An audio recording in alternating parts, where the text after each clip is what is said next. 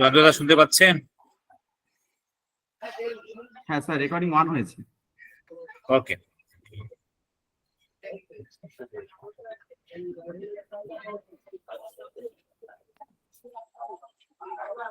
Slide কি দেখা যাচ্ছে, মানে আমার স্ক্রিন?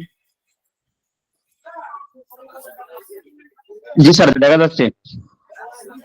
ওকে, আমরা গত ক্লাসে ব্লাড শুরু করেছিলাম, ব্লাড নিয়ে আলোচনা করতেছিলাম। আমরা একটু প্রথম রিভিউ ক্লাস করব। এখানে এমন কেউ আছেন যিনি গত ক্লাসে ছিলেন না বা আমার ব্লাড অংশটা পাননি?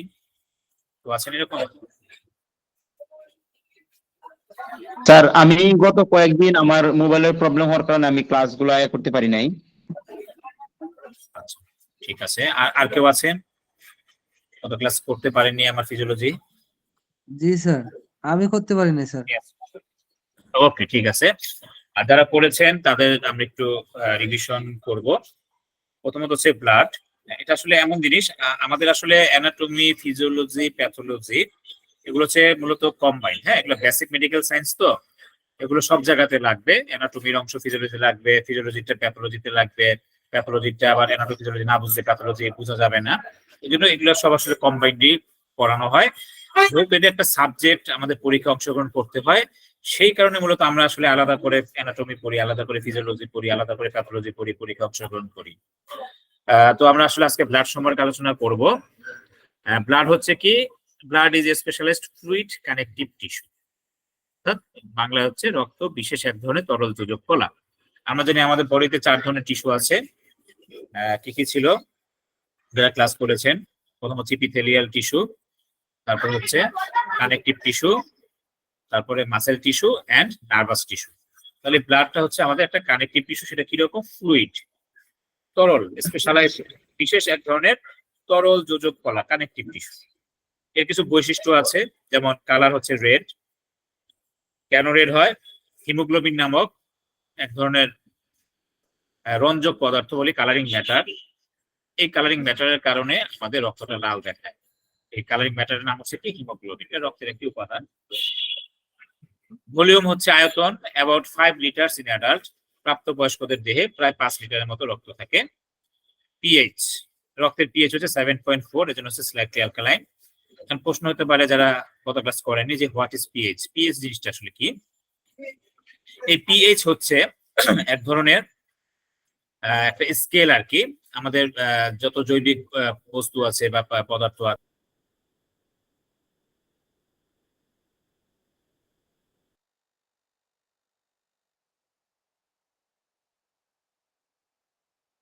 যার মাধ্যমে কোনো বস্তু অ্যালকালাইন মানে ক্ষারীয় কিনা অথবা অ্যাসিডিক কিনা সেটা বোঝার জন্য একটা স্কেলটা হচ্ছে আমাদের পিএইচ। এই পিএইচ এর মান হচ্ছে 0 থেকে 14 পর্যন্ত। 7 যদি থাকে তাহলে সেটা হচ্ছে নিউট্রাল, যেমন পানির। এটা কোনো ক্ষারীয় না, অ্যাসিডিকও না। 7 এর চেয়ে যদি বেশি হয় তাহলে সেটা আমরা বলি ক্ষারীয়, অ্যালকালাইন। আর যদি 7 এর কম হয় তাহলে সেটা আমরা বলি অ্যাসিডিক। যেহেতু রক্তের পিএইচ হচ্ছে 7.4, এর জন্য এটা হচ্ছে স্লাইটলি অ্যালকালাইন, সামান্য ক্ষারীয় পদার্থ। স্পেসিফিক গ্রাভিটি, আপেক্ষিক গুরুত্ব, এটা হচ্ছে পানির চেয়ে কতটুকু ভারী না হালকা সেটা নির্ণয় করে। এটা একটা মানে কঠিন একটা ফিজিক্যাল টার্ম আছে, অনেক ডিটেইলস দরকার নেই।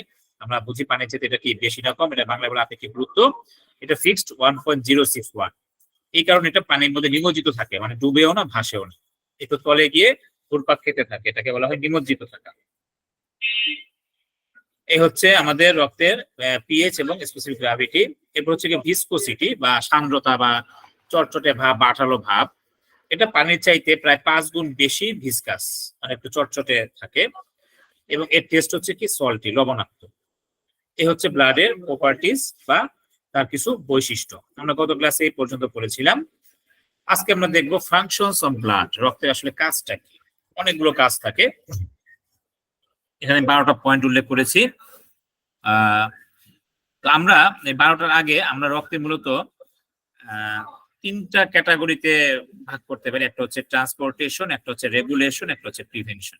অর্থাৎ সে পরিবহন করে, ট্রান্সপোর্ট করে, এবং একটা হচ্ছে সে রেগুলেট করে, কন্ট্রোল বা নিয়ন্ত্রণ করে। তারপর হচ্ছে প্রিভেনশন, সে প্রতিরোধ করে। অর্থাৎ কি বলে যেমন আমরা রোগ প্রতিরোধ ব্যবস্থা বলি, এরকম অনেকটা সে প্রতিরোধ করে। কি প্রতিরোধ করে সেটা আমরা ভিতরে দেখবো। তো প্রথমত আমরা ট্রান্সপোর্ট নিয়ে আলোচনা করব যে সে কি কি পরিবহন করে। দেখেন 1 নম্বর হচ্ছে transport of oxygen from lungs to tissue and carbon dioxide from tissue to lungs.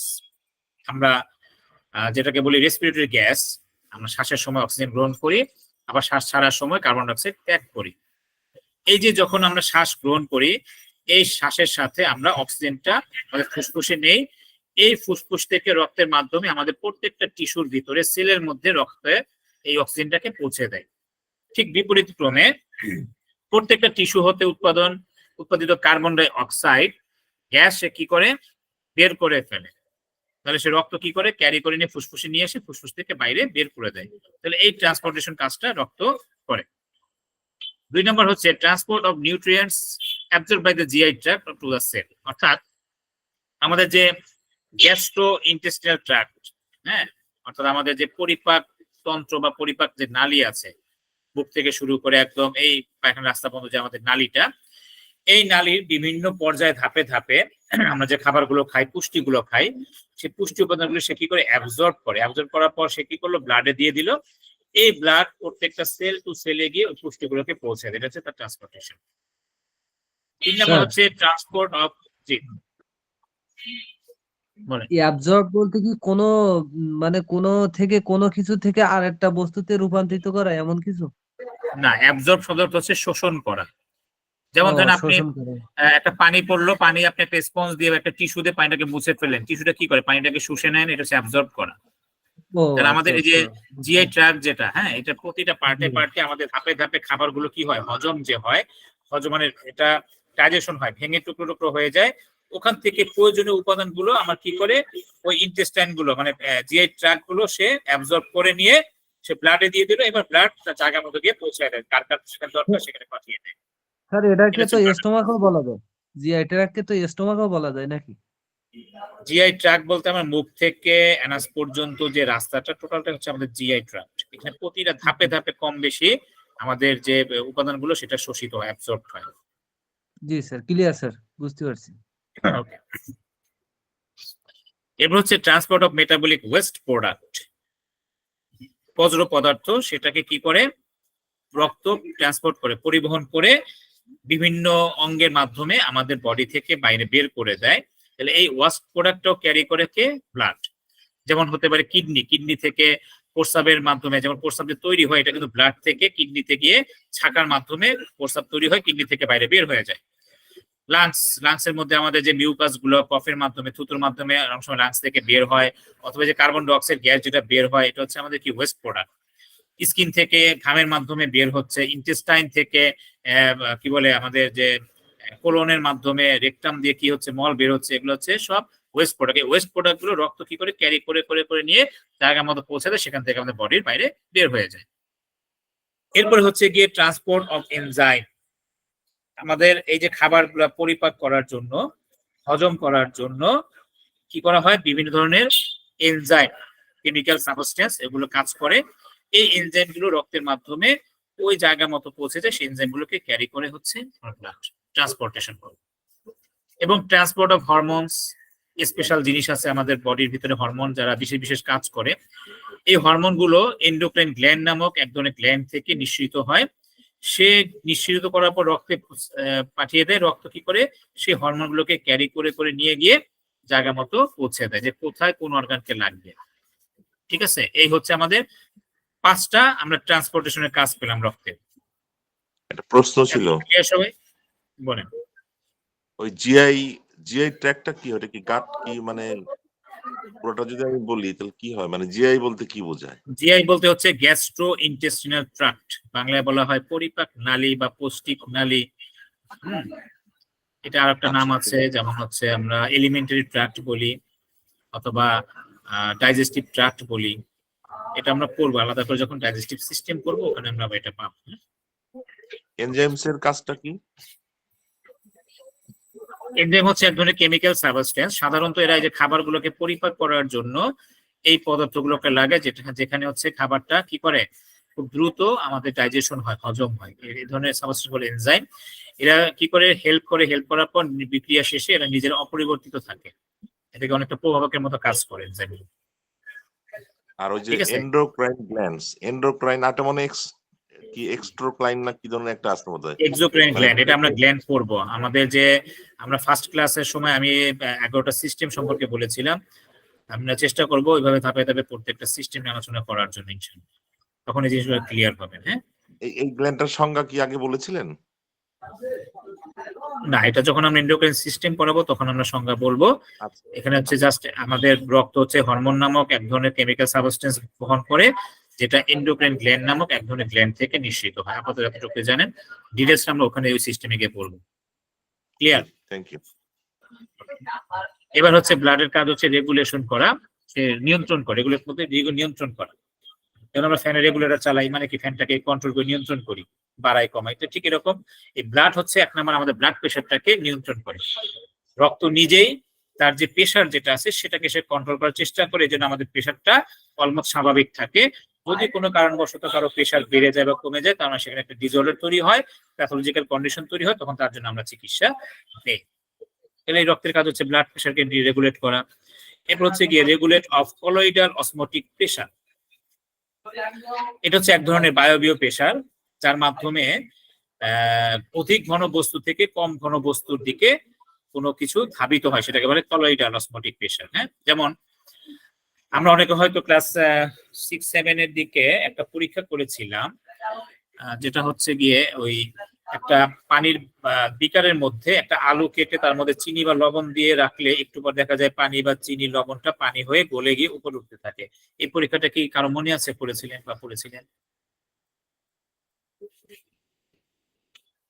আর এটা বিজ্ঞান বই নাকি স্যার? বিজ্ঞান বইতে মনে হয় এরকম একটা পড়ছিলাম।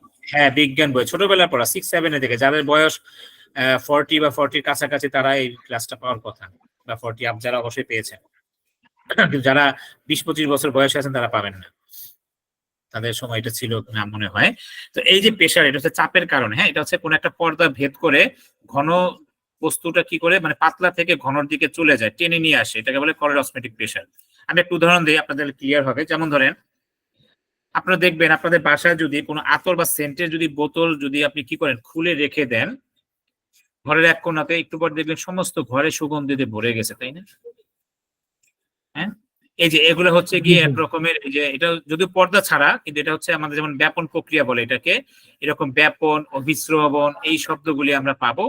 এই অসমোটিক প্রেশার হচ্ছে অভিস্রবণ পদ্ধতি। এটা হচ্ছে একটা পর্দা থাকবে ভাগ করা, যার মধ্যে একটা অধিক ঘন বস্তু থাকবে, একদিকে পাতলা বস্তু থাকবে।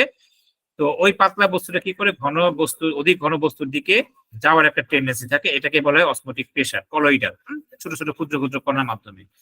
আর বাতাসের মাধ্যমে যেটা যায় অধিক ঘন থেকে কম ঘনর দিকে, সেটাকে বলা হয় ব্যাপন বা ইমবাইবেশন। হ্যাঁ, এই শব্দগুলি আমরা পাবো। তো এই রক্ত কি করে এই কলোইডাল প্রেশার, অসমোটিক প্রেশারকে সে নিয়ন্ত্রণ করে। এই কারণে টার্ম আছে ওই যে ডিফিউশন মেথড, এটা কি মানে ডিফিউশন মেথড যেটা? হ্যাঁ, ডিফিউশন হচ্ছে যে ব্যাপন প্রক্রিয়া, ওইটা আমাদের রেসপিরেশনের সময় গিয়ে ডিফিউশন পদ্ধতি কাজ করে। আর এখানে হচ্ছে কলোইডাল প্রেশার না, বাট ওই যে এরকম কাছাকাছি মানে একটা উল্টা। অসমোটিক প্রেশার হচ্ছে একটা পর্দা থাকবে, যেমন আমাদের বডির সেলের ভিতরে প্রত্যেকটা সেলের একটা কি মেমব্রেন থাকে না, আমরা বলছিলাম সেল মেমব্রেন, এক সেল থেকে আরেক সেল পৃথক করা থাকে। এখন ধরেন কোনো কারণবশত আমার বিভিন্ন মিনারেল, হ্যাঁ, বা বিভিন্ন সল্ট আমার কোনো একটা সেলের দিকে বেশি পরিমাণে আছে, হ্যাঁ, আর আরেকটা সেলের মধ্যে সে কি করতেছে শুধু পানি বা লিকুইড। এখন দেখেন এই পাশাপাশি দুই সেলের মধ্যে একটু ফ্লুইডের ভারসাম্যটা একটু কি হচ্ছে, ডিফারেন্স হচ্ছে।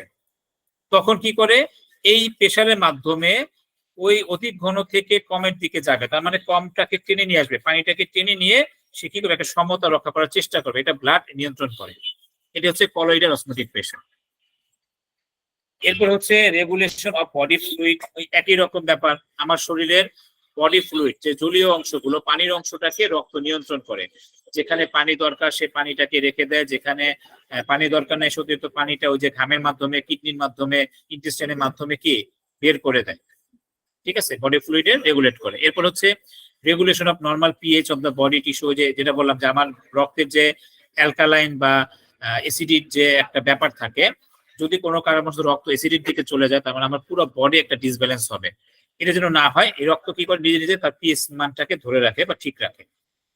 এগুলো হচ্ছে রেগুলেশন অফ বডি টেম্পারেচার, আমার বডির স্বাভাবিক টেম্পারেচার রক্ত কি করে মেনটেন করে বা কন্ট্রোল করে। ঠিক আছে, তাহলে আমাদের বডির স্বাভাবিক টেম্পারেচার কত?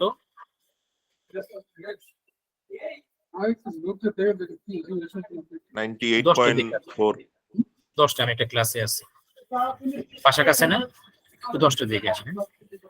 হ্যাঁ বলেন, সরি কত? 98.4 ডিগ্রি ফারেনহাইট। হ্যাঁ এবার ঠিক আছে, আগে কত বলছিলেন? শুধু 98.4 বলছিলেন। আমরা সবসময় খেয়াল রাখবো আমাদের এই চিকিৎসা বিজ্ঞানে যে এককগুলি বলার 98.4 বললে কিন্তু হবে না, এটা সেন্টিগ্রেড আছে, রোমার স্কেল আছে, ফারেনহাইট স্কেল আছে, কারণ আমাদের স্কেলটা ঠিক রাখতে হবে। হ্যাঁ 98.4 ডিগ্রি ফারেনহাইট। এই যে স্বাভাবিক যে টেম্পারেচারটা, এটা মূলত যে রক্তের টেম্পারেচার, এই টেম্পারেচারটাকে ব্লাড কি করে রেগুলেট করে, নিজে নিজে কন্ট্রোল করে, যেন এর চেয়ে বেশিও না হয় কমও যেন না হয়। ঠিক আছে, ওকে। এরপরে হচ্ছে আমাদের প্রিভেনশন, প্রতিরোধ করে। Prevention of infectious by WBC, রক্তের একটা উপাদান হচ্ছে ডাব্লিউবিসি, হোয়াইট ব্লাড সেল, আমরা বাংলায় বলি শ্বেত রক্ত কণিকা। এই ডাব্লিউবিসি দ্বারা বিভিন্ন ইনফেকশনকে ব্লাড কি করে প্রতিহত করে, যেন ইনফেকশন না হয়। স্যার 98.4 ডিগ্রি, স্যার এটা জিনিসটা আমি একটু ক্লিয়ার হয়নি, যদি বলতেন।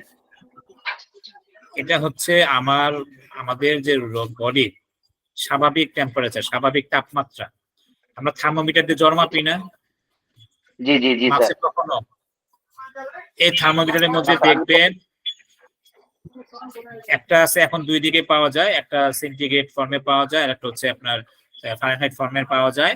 তো ফারেনহাইটের ঘরে দেখবেন 98.8 হচ্ছে নরমাল। হ্যাঁ, এর চেয়ে বেশি যখন হয় 99, 100, আমরা বলি 100 হয়েছে 102 ডিগ্রি, এটা হচ্ছে ফারেনহাইটে। জি জি। এই স্বাভাবিক টেম্পারেচারটা ব্লাড।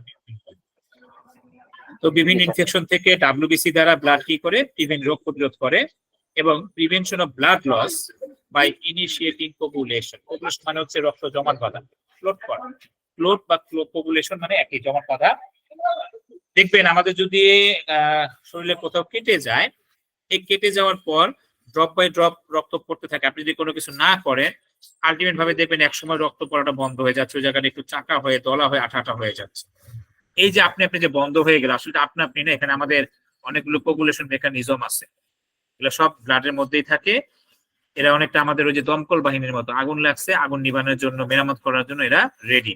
এরকম কেটে গেলে রক্তের এই কোগুলেশন ফ্যাক্টর গুলো অ্যাক্টিভ হয়ে যায়, তখন ওই ব্লাড লস যেন না হয় সে নিজে নিজে প্রতিরোধ করে। বড় ধরনের যদি হয়ে যায় তখন তার নিজে নিজে পারে না, তখন বাইরে থেকে সাপোর্ট লাগে, যেন আমরা তখন কি করি, কোনো চাপ দিয়ে ধরি, সেলাই করে দেই, ব্যান্ডেজ করে দেই, কিন্তু ভিতর থেকে এই মেকানিজম গুলো কাজ করতে থাকে। এটা হচ্ছে রক্তের নিজস্ব মেকানিজম, সে প্রিভেন্ট করে যেন ব্লাড লস না হয়। এই হচ্ছে আমার রক্তের 3 ক্যাটাগরির, আমি বললাম 3 ক্যাটাগরি ফাংশন, কিন্তু টোটাল 15টা বা 12টা পয়েন্ট আমরা এখানে পেলাম। তাদের পরীক্ষা আছে, পরীক্ষার সময় আপনারা এই 12টা পয়েন্ট সুন্দর করে লিখবেন। কার কোনো প্রশ্ন আছে এখানে?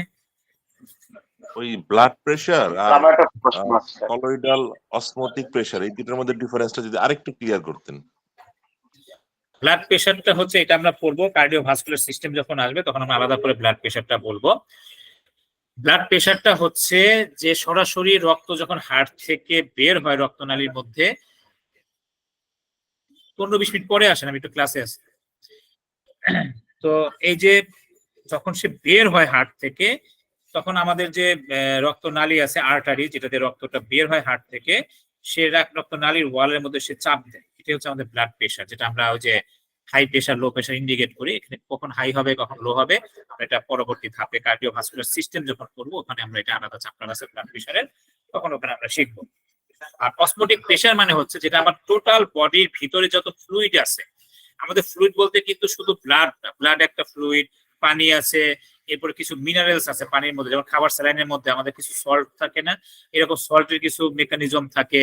হ্যাঁ, তারপর আপনার সেলের ভিতরে কিছু সেলুলোজ ফ্লুইড থাকে, এরকম বিভিন্ন ফ্লুইডের একটা ব্যালেন্স করে। হ্যাঁ, এই ব্যালেন্স গুলা হচ্ছে যে সিস্টেমের মাধ্যমে করে, সেটাকে বলে কলোইডাল অসমোটিক প্রেশার। যেটা বললাম যে এক পর্দার দিকে ঘন আছে, একদিকে পাতলা আছে, এসে যেন অধিক ঘন না থাকে, অধিক যেন পাতলা না থাকে, ব্লাড কি করে ওই চাপটা প্রয়োগ করে এই ফ্লুইড গুলোর আদান প্রদান করতে পারে, যেন আমাদের বডি ঠিক থাকে। ঠিক আছে,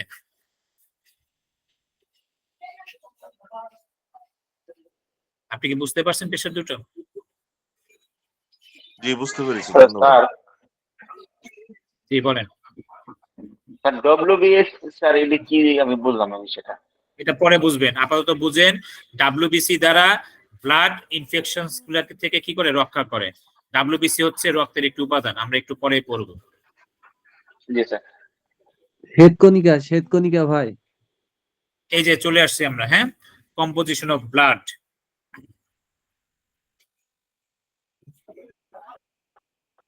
ছবিটা কি দেখা যাচ্ছে? জি স্যার। জি স্যার।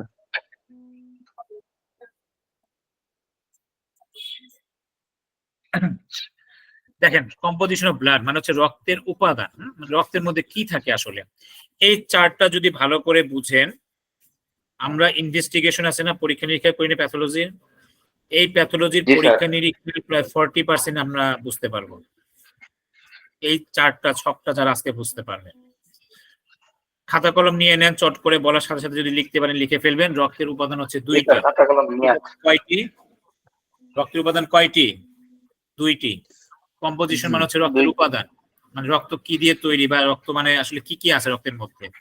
হ্যাঁ, রক্তের উপাদান কয়টি? দুইটি। একটা হচ্ছে ব্লাড সেল আর একটা হচ্ছে প্লাজমা। ব্লাড সেল মানে হচ্ছে রক্ত কণিকা, ব্লাড সেল, হ্যাঁ, মানে রক্তকোষ, রক্ত কণিকা বলি। আর প্লাজমা মানে হচ্ছে রক্ত রস। এই ব্লাড সেলকে আমরা বলি ফর্মড এলিমেন্ট। আমাদের টোটাল রক্তের 55% থাকে প্লাজমা মানে পানি অংশ, রক্তরস, আর 45% হচ্ছে আমাদের সেল অংশ। ক্লিয়ার? সবাই বুঝছেন তো? রক্তের উপাদান কয়টি? দুইটি। অনেকে বললে বলা হয় রক্তের উপাদান কয়টি, বলে তিনটি। আরবিসি, ডাব্লিউবিসি, ব্লাড, এটা রক্তের উপাদান না, এটা রক্তের কণিকা। ঠিক আছে, যে ব্লাড সেল হচ্ছে তিন ধরনের, রক্তের কণিকা হচ্ছে তিনটি। একটা হচ্ছে আরবিসি মানে রেড ব্লাড সেল, কোন কোন বই আছে রেড ব্লাড কর্পাসল, কর্পাসল আর সেল একই জিনিস, এটাকে সংক্ষেপে বলা হয় ইরাইথ্রোসাইট। এরপর হচ্ছে white blood cell WBC, leucocyte বা শ্বেত রক্ত কণিকা, আর হচ্ছে প্লাটলেট বা থ্রোম্বোসাইট অনুচক্রিকা। দেখেন নামে এবার পরিচয়। আরবিসি মানে রেড ব্লাড সেল, তার মানে এই সেলটা হচ্ছে লাল, লাল থেকে লোহিত, মানে আমাদের লাল রক্ত কণিকা। হোয়াইট সেল মানে হচ্ছে সাদা রক্ত কণিকা। এটা লালও না, সাদাও না, শ্যামলাও না, এটা আলাদা নাম, এটা প্লাটলেট অনুচক্রিকা। অনেকে বলবেন স্যার লাল দেখে লাল রাখলাম, সাদা দেখে সাদা রাখলাম, প্লাটলেটটা শ্যামলা হলো না কেন? হ্যাঁ, আসলে শ্যামলার নাম দিছে কারণ এটা আরেকটা কাজ আছে। এই প্লাটলেট হচ্ছে আমাদের রক্ত জমাট বাঁধার একটা উপাদান, রক্ত জমাট বাঁধাতে সহায়তা করে অনুচক্রিকা। ক্লিয়ার? এতটুকু কি সবাই বুঝতে পারছেন? জি স্যার। প্রথমে ভাগ করছি আমরা রক্তটাকে দুই ভাগে, একটা হচ্ছে ব্লাড সেল, একটা হচ্ছে প্লাজমা। ব্লাড সেলকে আমরা বলি ফর্ম এলিমেন্ট 45%, আর হচ্ছে প্লাজমা 55%। প্লাজমাটা আমরা পরে আসতেছি। ব্লাড সেল কয় ধরনের? তিন ধরনের। একটা হচ্ছে আরবিসি রেড ব্লাড সেল বা ইরাইথোসাইট বা লোহিত রক্ত কণিকা। তিন ধরনের নাম নিয়ে মুখস্থ করে ফেলবেন। রেড ব্লাড সেল বা আরবিসি বা ইরাইথোসাইট, লোহিত রক্ত কণিকা। হোয়াইট ব্লাড সেল ডাব্লিউবিসি বা লিউকোসাইট, বাংলা হচ্ছে শ্বেত রক্ত কণিকা। এবং আরেকটা হচ্ছে প্লাটলেট বা থ্রোম্বোসাইট, যেটা বাংলা হচ্ছে অনুচক্রিকা। এখন এই আরবিসি প্লাটলেটের কোনো ক্লাসিফিকেশন নাই। ডাব্লিউবিসির আবার দুই ধরনের ক্লাসিফিকেশন আছে। যদি বলা হয় ডাব্লিউবিসি কয় ধরনের, বলবেন দুই ধরনের, একটা হচ্ছে দানাদার, একটা হচ্ছে অদানাদার। একটার মধ্যে দানাদার স্পট থাকে, আর একটা হচ্ছে ফ্রেশ অদানাদার। এই দানাদারকে বলা হয় ইংরেজিতে গ্রানুলোসাইট। গ্রানুলো মানে হচ্ছে দানা, গ্রানুলোসাইট মানে দানাদার সেল। আর একটা হচ্ছে এ লাগানো। হ্যাঁ, আমাদের এই মেডিকেল ফর্মে যদি কোনো এ লাগানো হয় কোনো শব্দের আগে, এ মানে হচ্ছে অ্যাবসেন্ট। এ মানে কি? অ্যাবসেন্ট মানে অনুপস্থিত, তার মানে দানা নাই, অদানাদার। অ্যাগ্রানুলোসাইট মানে গ্রানুলোসাইটের আগে শুধু একটা এ লাগাই দিবেন, কি হবে? অ্যাগ্রানুলোসাইট মানে অদানাদার। এই দানাদার হচ্ছে তিনটা, এই দানাদারের সন্তান তিনজন। আর দানাদারের সন্তান তিনজন, অদানাদারের সন্তান দুইজন। তাহলে এই দুই ঘরে মিলে হচ্ছে মোট 5 সন্তান, 5টি। যদি প্রশ্ন করা হয় ডাব্লিউবিসি কয়টি, বলবেন 5টি। যদি বলে কয় ধরনের বা কয় প্রকার, বলবেন 2 প্রকার বা 2 ধরনের। দানাদার, অদানাদার। দানাদার হচ্ছে 3টা, neutrophil, eosinophil, basophil. Neutrophil, eosinophil, basophil. অদানাদার হচ্ছে 2টা, একটা হচ্ছে লিম্ফোসাইট আর একটা হচ্ছে মনোসাইট। একটা হচ্ছে কি? লিম্ফোসাইট এবং আরেকটা হচ্ছে মনোসাইট। মনে থাকবে? এই পর্যন্ত কি সবাই বুঝতে পারছেন?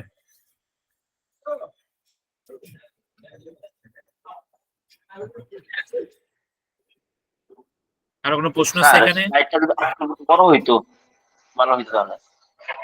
এটাই আমার আসলে ফুল স্ক্রিন স্লাইডটা আসলে কমপ্লিট নাই বলে দিচ্ছি, তো আপনার ভিডিওটা দেখে নিবেন, অথবা যে রেফারেন্স বই বলছি বইয়ের মধ্যে দেওয়া আছে। হ্যাঁ, আরেকটু বড় যদি করি, এখন কি দেখা যাচ্ছে? একটু বড় হয়েছে মনে হয়।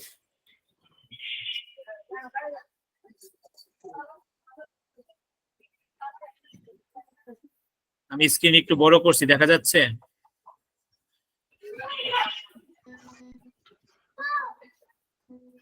স্যার এখন তো সম্পূর্ণ দেখা যাচ্ছে না, এখন তো কিছুটা দেখা যাচ্ছে, মাঝখানেরটা উপরে নিচেটা দেখা যাচ্ছে না। এখন দেখা যাচ্ছে? জি জি। তাহলে এই যে আমাদের দুই ধরনের পেলাম, হ্যাঁ, গ্রানুলার সাইট, অ্যাগ্রানুলার সাইট। ঠিক আছে তো? জি স্যার।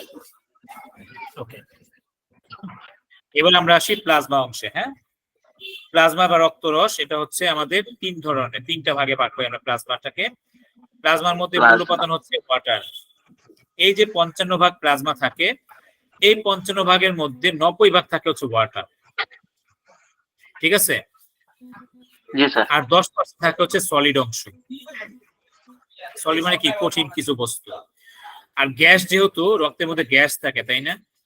এই গ্যাস হচ্ছে গিয়ে 0%, মানে গ্যাসের কোনো পার্সেন্ট নাই। কি কি গ্যাস থাকে রক্তের মধ্যে? অক্সিজেন থাকে, কার্বন ডাই অক্সাইড থাকে, নাইট্রোজেন গ্যাস থাকে। এই যে আমরা যে শ্বাস নিচ্ছি, অক্সিজেনটা যাচ্ছে কোথায়? ব্লাডের মধ্যে যাচ্ছে না, ফুসফুস থেকে, এই যে অক্সিজেন গ্যাস। তারপরে যে কার্বন ডাই অক্সাইড বের হয়ে যাচ্ছে, রক্ত থেকে কার্বন ডাই অক্সাইড বের হয়ে যাচ্ছে, এবং নাইট্রোজেন গ্যাস থাকে। এগুলো বজ্র পদার্থ, যেটা আমার প্রস্রাব পায়খানার সাথে বের হয়ে যায়। ঠিক আছে তো? এই যে দেখবেন করোনার সময় অনেকে অক্সিমিটার কিনছেন না? অক্সিমিটার দিয়ে অক্সিজেন দেখতাম আমরা, দেখছিলেন?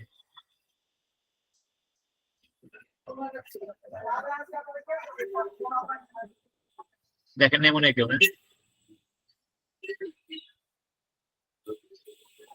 আর কথা কি শুনতে পাচ্ছেন? জি স্যার।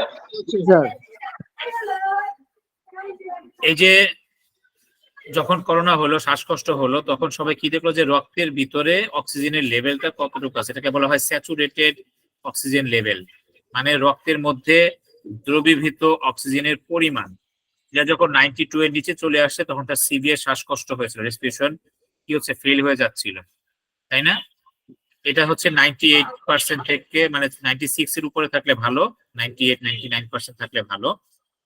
তো যাদের এরকম ব্লাডের মধ্যে অক্সিজেন লেভেলটা কমে যায়, অথবা এই গ্যাসের পরিমাণ যদি জানতে হয়, এখানে একটা ইনভেস্টিগেশন দেওয়া হয়, একটা টেস্টের নাম, এটাকে বলা হয় এবিজি টেস্ট। এবিজি, এটাকে বলা হয় আর্টেরিয়াল ব্লাড গ্যাস অ্যানালাইসিস। এই অ্যানালাইসিস মাধ্যমে আমাদের ব্লাডের মধ্যে অক্সিজেনের level, carbon die oxide level, nitrogen level কোনটা কতটুকু পাওয়া যায়, সেটা আমরা পেয়ে যাই। ঠিক আছে? আর এই যে ব্লাড সেলগুলির মধ্যে জানা যায় পরিমাণ কোনটা, আরবিসির পরিমাণ কত, ডাব্লিউবিসির পরিমাণ কত, প্লাটেলেটের পরিমাণ কত, অথবা যে ডাব্লিউবিসির কোনটা কত পার্সেন্ট আছে থাকে, সেটা জানার জন্য আমরা যে টেস্ট দেই প্যাথোলজিক্যাল, এটাকে বলা হয় ব্লাডের রুটিন টেস্ট, বা এটার নাম হচ্ছে সিবিসি। নাম শুনছেন? Complete blood count. এই সিবিসি হচ্ছে আমাদের ব্লাডের রুটিন পরীক্ষা, যার মাধ্যমে এই রক্তের উপাদানগুলি কোনটা কত পার্সেন্ট থাকবে, কোনটা কতটুকু পরিমাণে থাকবে, সেটা উল্লেখ থাকে। এই সিবিসি নিয়ে আমরা আলাদা একটা ক্লাস করব, ঠিক আছে, রিপোর্ট বোঝার জন্য। কাজে এই ফিজিওলজি না বুঝলে আপনি প্যাথোলজি কিন্তু বুঝতে পারবেন না। ওকে, এবার আমরা আসি সলিড অংশের মধ্যে। যে প্লাজমার মধ্যে যে সলিড অংশটা থাকে, কঠিন অংশ, সেটাকে আমরা দুইটা ভাগে ভাগ করি। একটা হচ্ছে অর্গানিক মানে জৈব, আর একটা হচ্ছে ইনঅর্গানিক মানে অজৈব। দেখবেন এখন আমাদের বিভিন্ন খাবার দাবারের মধ্যে অর্গানিক কথাটা চলে আসে, জৈব, তাই না? যে অর্গানিক ফুড, দাম অনেক বেশি, একদম গাছের খাবার, হ্যাঁ, মানে হাইব্রিড জাতীয় না বা কৃত্রিম ভাবে না, এটা হচ্ছে অর্গানিক। জৈব যেটা ন্যাচারালি আমাদের বডিতে পাই, আমরা প্রকৃতি থেকে যেটা পাই, প্রাকৃতিক ভাবে আমার বডিতে ঢুকে, সেটা হচ্ছে আমাদের অর্গানিক জৈব, যেটা জীবদের মধ্যে ন্যাচারালি পাওয়া যায়। ইনঅর্গানিক বা অজৈব যেটা হচ্ছে আমরা তৈরি করতে পারি বা কৃত্রিম ভাবে পাই, সেটা হচ্ছে অজৈব, ইনঅর্গানিক। এই ইনঅর্গানিক উপাদানগুলো আমাদের বডিতে বিভিন্ন ধরনের লবণ আকারে থাকে। হ্যাঁ, দ্রবীভূত লবণ সল্ট, এটাকে আমরা বলি ইলেকট্রোলাইটস। কি বলা হয়? ইলেকট্রোলাইট। দেখবেন এখন এই যে যখন ডায়রিয়া হয় বা বিভিন্ন রকম বমি হয়, শরীর থেকে কি চলে যায়? পানি চলে যায় না, তখন এটাকে আমরা কি বলি? ডিহাইড্রেশন, পানি স্বল্পতা, তাই তো? পানি শূন্যতা না, পানি স্বল্পতা। এবং দেখবেন এখন ওই বিভিন্ন রকমের ওরসালাইন বলক বা যখন জুস পাওয়া যায়, দেখছেন কিনা এসএমসি বা প্রাণ বের করছে, নাম দিচ্ছে কি জুসের? কেউ দেখছেন প্যাকেটটা? জি স্যার। কি লেখা আছে? Sir electrolyte. ইলেকট্রোলাইট। জি স্যার ইলেকট্রোলাইট। ইলেকট্রোলাইট জুস মানে হচ্ছে ওইটার মধ্যে একটু লবণ দেওয়া থাকে, সোডিয়াম, পটাশিয়াম, হ্যাঁ, ক্লোরাইড, এই লবণগুলো দেওয়া থাকে। এটা হচ্ছে আমাদের ইনঅর্গানিক। এই ইনঅর্গানিক লবণ যেটা ইলেকট্রোলাইট লবণ, এটা দুই ধরনের থাকে। এই লবণ যখন আমার বডিতে রক্তের মধ্যে বা ফ্লুইডের মধ্যে, ওই যে পানি বা ওই যে রস বললাম সেলের, এই ফ্লুইড অংশে যখন দ্রবীভূত থাকে, দ্রবণ আকারে থাকে, পানীয় আকারে থাকে, তখন সেটাকে আমরা বলি আয়ন। এই আয়ন হচ্ছে কি চার্জ যুক্ত কণা। যেমন আমাদের বিদ্যুতের চার্জের পজিটিভ আয়ন, নেগেটিভ আয়ন থাকে না, মানে ধনাত্মক ঋণাত্মক। এই ইলেকট্রোলাইট গুলি যখন আমার বডিতে ঢুকে থাকে, দ্রবীভূত অবস্থায় থাকে, তখন সে আয়ন আকারে থাকে। একটা হচ্ছে পজিটিভ আয়ন, একটা হচ্ছে নেগেটিভ আয়ন। এই পজিটিভ আয়নকে আমরা বলি ক্যাটায়ন এবং নেগেটিভ আয়নকে বলি আমরা অ্যানায়ন। ঠিক আছে? এই ক্যাটায়নের মধ্যে আছে হচ্ছে আমাদের সোডিয়াম, পটাশিয়াম, ক্যালসিয়াম, ম্যাগনেসিয়াম। দেখেন সবগুলো প্লাস প্লাস, এগুলো সব পজিটিভ। হ্যাঁ, এই উপরে প্লাস দেওয়া মানে হচ্ছে এটা আয়ন আকারে আছে, মানে দ্রবীভূত আকারে আছে, এটার মধ্যে ইলেকট্রিক চার্জ আছে এটার মধ্যে। অ্যানায়ন হচ্ছে মাইনাস, নেগেটিভ। এটা হচ্ছে ক্লোরাইড Cl-1, সালফেট SO4 2-, যেটা আমরা ফার্স্ট ইয়ারে কেমিস্ট্রির মধ্যে পড়েছিলাম, বা যাদের সায়েন্স ব্যাকগ্রাউন্ড তারা এটা অবশ্য ভালো জানেন। বাইকার্বনেট HCO3 2, হ্যাঁ, এগুলো হচ্ছে সংকেত এদের। এই বাইকার্বনেট মানে হচ্ছে এটা, সালফেট মানে হচ্ছে এটা, ক্লোরাইড মানে হচ্ছে এটা। হ্যাঁ, এই জিনিসটা এগুলো হচ্ছে ইলেকট্রোলাইট। একটা পজিটিভ, একটা হচ্ছে নেগেটিভ। এতটুকু কি বুঝতে পারছেন সবাই? সংক্ষেপে যতটুকু বললাম। জি স্যার। আচ্ছা, ঠিক আছে। তাহলে এই ইলেকট্রোলাইট হচ্ছে আমাদের দুইটা, একটা হচ্ছে পজিটিভ, একটা হচ্ছে নেগেটিভ।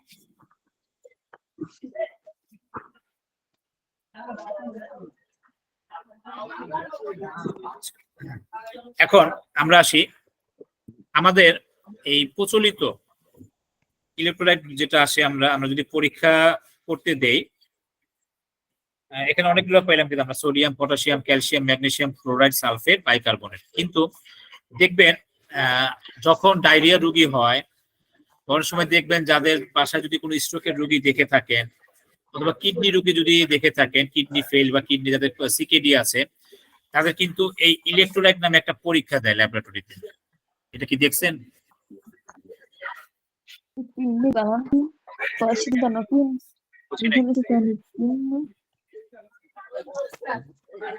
না স্যার, দেখি নাই। আচ্ছা, এই ইলেকট্রোলাইট, এটা একটা পরীক্ষা আছে। যদি আপনি ইনভেস্টিগেশন ইলেকট্রোলাইট দিয়ে দেন, এটা হচ্ছে যাদের যে বললাম যে স্ট্রোকের রোগী, হার্ট অ্যাটাকের রোগী, কিডনির রোগী বা ডিহাইড্রেশনের রোগী যদি হয়, তখন আমরা আমাদের বডিতে কি দেখি? ইলেকট্রোলাইট লবণের পরিমাণটা আমরা দেখি, যে কোন লবণটা কিরকম আছে। যদি ইলেকট্রোলাইট লিখে দেন, তাহলে এত সব পরীক্ষা কিন্তু আসবে না। প্রচলিত ল্যাবের মধ্যে ইলেকট্রোলাইট বলতে আমাদের এই যে সোডিয়াম, পটাশিয়াম, ক্লোরাইড, বাইকার্বনেট, এই চারটা রিপোর্ট অটোমেটিক চলে আসে। আপনি যদি শুধু ইলেকট্রোলাইট লিখে দেন, তাহলে আসবে কি? সোডিয়াম, পটাশিয়াম, ক্লোরাইড, এই যে মাইনাস থেকে আসবে ক্লোরাইড, এবং এখানে আসবে বাইকার্বনেট। কিন্তু আপনার যদি ক্যালসিয়াম লেভেল জানতে হয়, ম্যাগনেসিয়াম লেভেল জানতে হয়, সালফেট লেভেল জানতে হয়, তাহলে আপনাকে আলাদা পরীক্ষা দিতে হবে, শুধু ইলেকট্রোলাইট লিখে দিলে হবে না। কিন্তু এগুলো কিন্তু ইলেকট্রোলাইট। আমি কি কথা বুঝতে পারছি আপনাদের? প্রচলিত ল্যাবের মধ্যে ইলেকট্রোলাইট যদি ইনভেস্টিগেশনে লিখে দেই আমরা, তাহলে কয়টা পরীক্ষা আসবে? 4টা পরীক্ষা চলে আসবে। কি কি?